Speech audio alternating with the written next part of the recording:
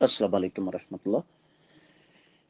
بسم اللہ والصلاۃ والسلام علی رسول اللہ وعلی آلہ وصحبہ ومن والہ وبعد۔ سوال آ گیا کہ ایک بھائی نے ہمیں والدین کو ہمیشہ دکھ اور تکلیفیں دی ہیں، اب اس نے اپنے گھر میں کسی تقریب کا اہتمام کیا ہے، والدہ کا اصرار ہے کہ ہم سب کو اس کے ساتھ کھڑے ہونا چاہیے، جبکہ وہ وہاں پر میوزک وغیرہ کا سلسلہ بنا رہا ہے، کیا کیا جائے؟ میرے عزیز، گزارش یہ ہے کہ آپ ایک ایسا طریقہ کار اختیار کریں جس سے دونوں کام ہو جائیں۔